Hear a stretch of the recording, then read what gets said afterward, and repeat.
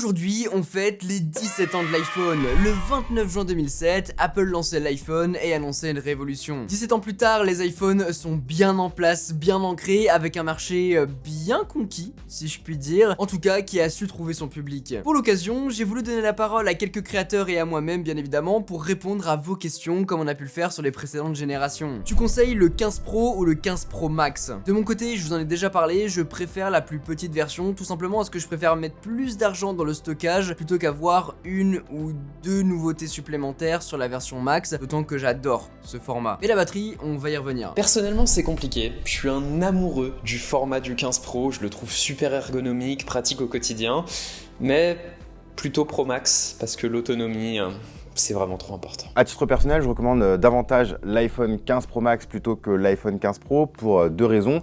La première, c'est qu'évidemment, je cherche à avoir le maximum de ce qu'une marque peut proposer et aujourd'hui, on retrouve uniquement le zoom x5 optique sur l'iPhone 15 Pro Max. Et la deuxième, c'est pour la batterie. C'est bête, mais depuis la génération iPhone 14 Pro et 14 Pro Max, les iPhones sont moins bons côté batterie et j'ai pu essayer les deux et celui qui tient le mieux, c'est évidemment le plus gros modèle. Donc pour ces deux raisons, pour moi qui bouge beaucoup, pour moi qui filme beaucoup, qui prend beaucoup de photos, je choisis l'iPhone 15 Pro Max. Eh bien, ça dépend de ce que tu vas faire avec. Pour le coup, si tu as envie d'avoir un gros téléphone avec un zoom optique x5, bah le 15 Pro Max, c'est celui qu'il faudra. Si tu as un gros téléphone avec une grosse batterie, c'est le 15 Pro Max qu'il faudra. Mais sinon, le 15 Pro en soi fait largement le job. Mais sache que le 15 Pro n'aura pas justement le zoom x5 optique. Tu seras limité à un zoom x3 optique. J'ai longtemps été dans cette équipe, dans la team Pro Max. J'avais switché sur l'iPhone 13 Pro, j'avais conservé l'iPhone 13 Pro. Et l'année d'après, j'avais acheté l'iPhone 14 Pro. Et puis Apple a présenté les iPhone 15 Pro et iPhone 15 Pro Max. Et bah du coup, j'ai décidé de redonner une chance au modèle Pro Max.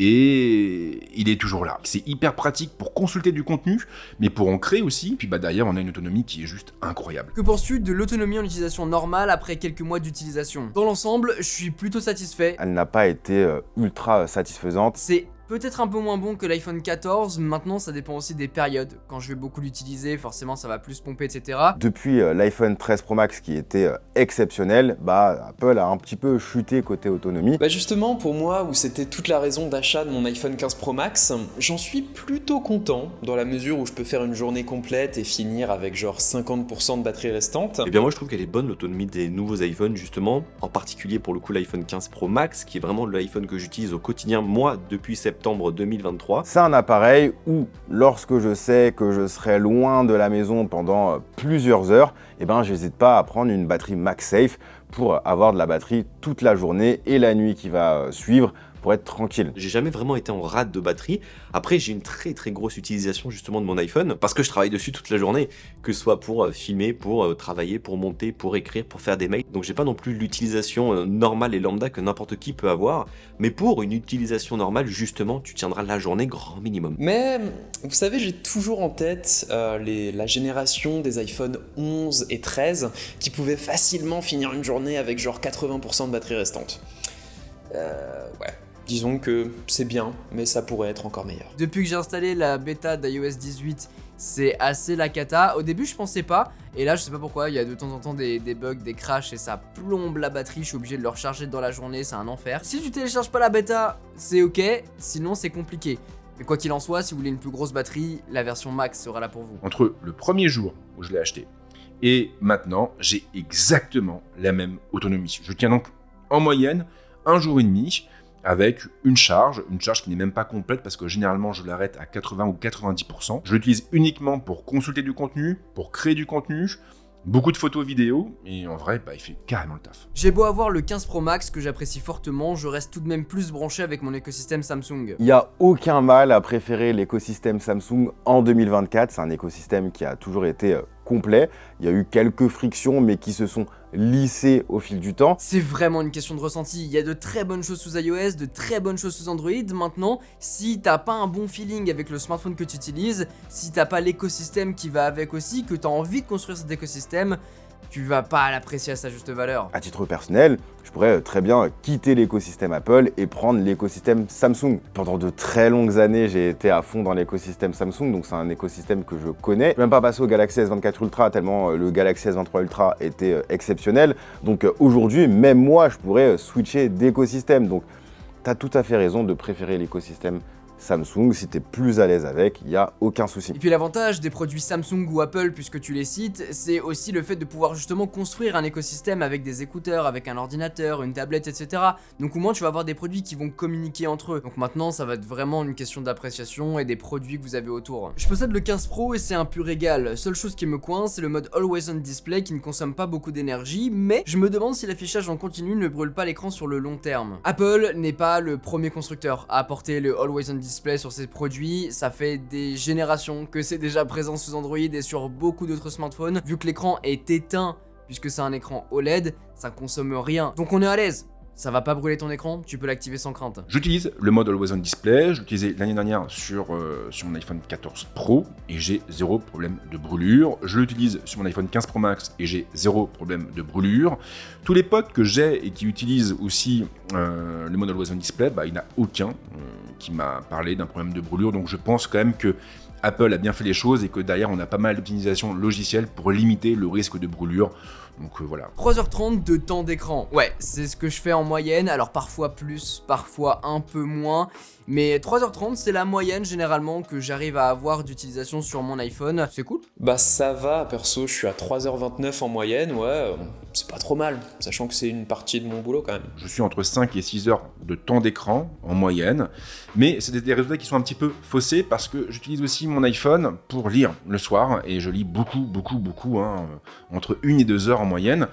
Donc du coup je suis à peu près sur les mêmes valeurs que Quentin. Très très bonne question, je vais jamais voir ça parce que comme c'est un peu biaisé puisque je travaille dessus mais je fais beaucoup d'autres choses, parfois j'utilise mes sliders en les commandant avec l'iPhone. Là typiquement ma moyenne quotidienne est à 7h09 d'écran.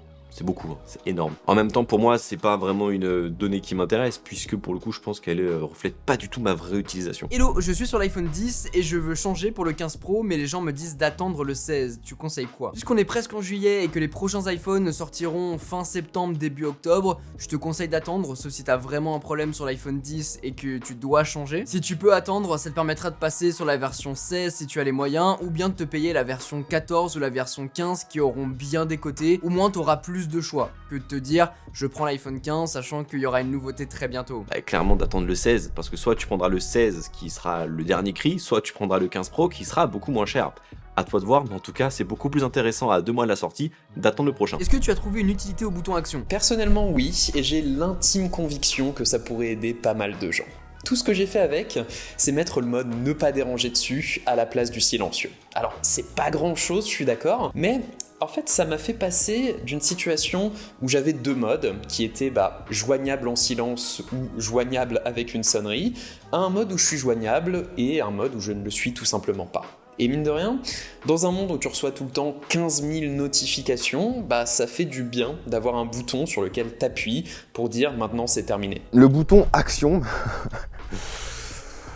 je fais pas beaucoup d'actions avec. J'ai tout essayé, hein. J'ai essayé de mettre le dictaphone, j'ai essayé de mettre l'appareil photo, j'ai essayé de mettre l'option qui permet d'ouvrir le coffre avant de ma voiture, mais rien n'est naturel. Voilà. Pendant très très longtemps, je l'utilisais pour accéder à plusieurs raccourcis en lien avec ma Tesla, j'ai une Model 3, et ça me permettait du coup d'ouvrir le port de charge sans avoir besoin de lancer l'application Tesla, d'ouvrir les coffres sans avoir besoin de lancer l'application Tesla, et ainsi de suite.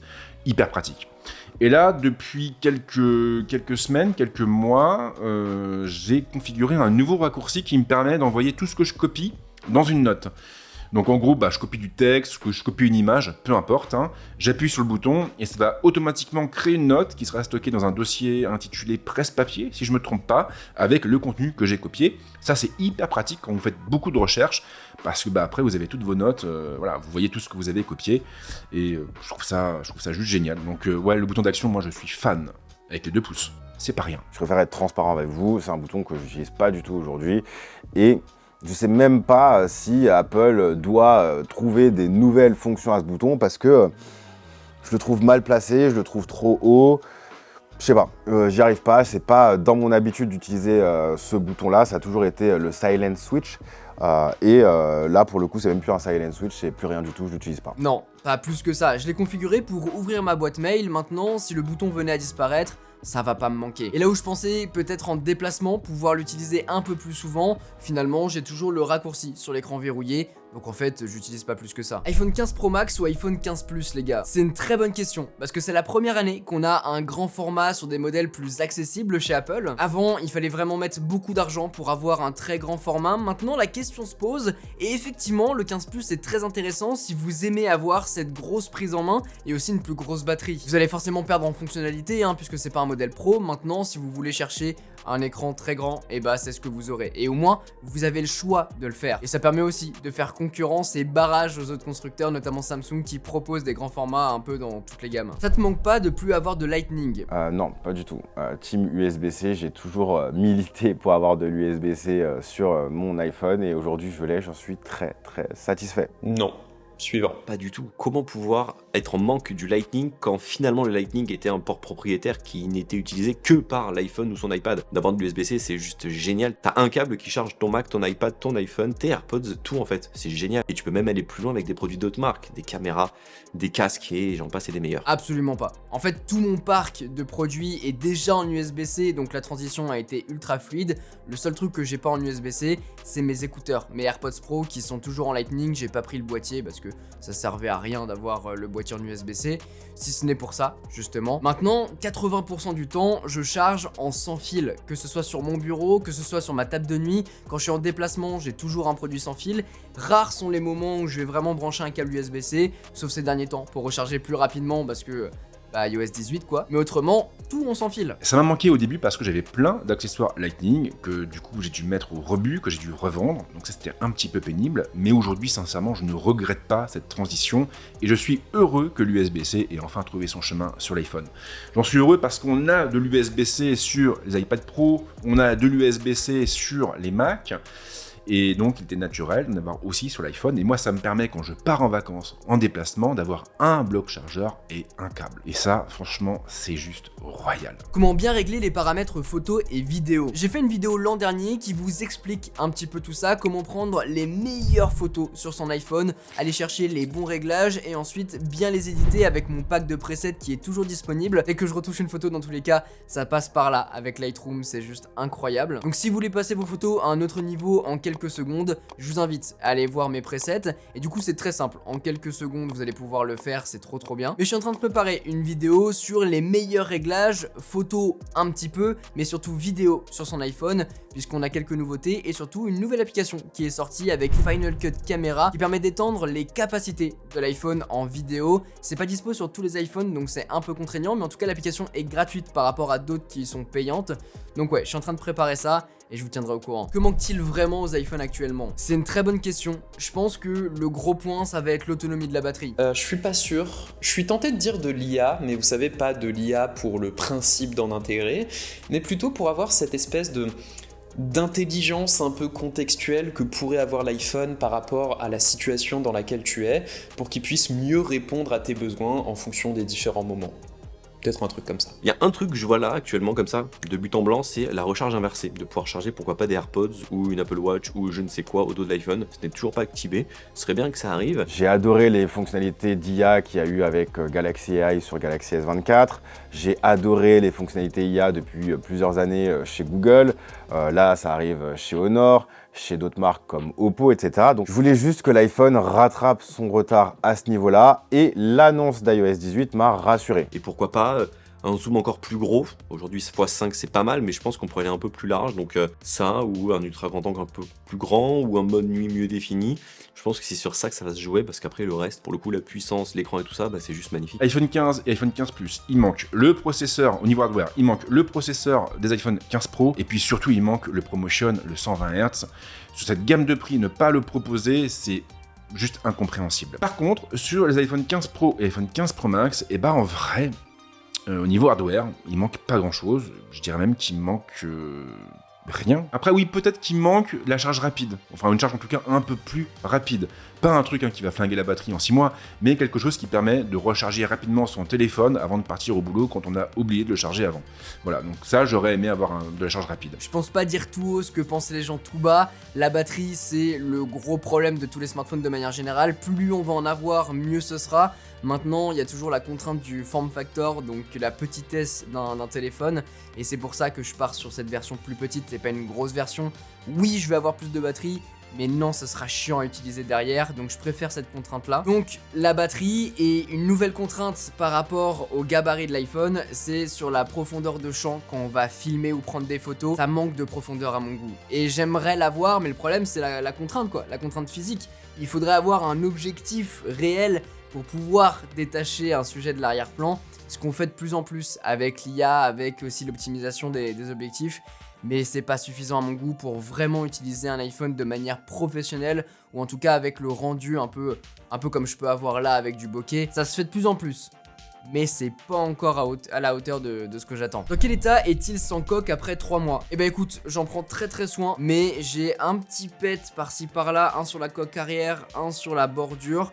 Le titane a pris un petit peu, mais sinon il a absolument rien, ça tient super bien. Et en plus, par rapport aux autres années, il prend beaucoup moins les traces de doigts.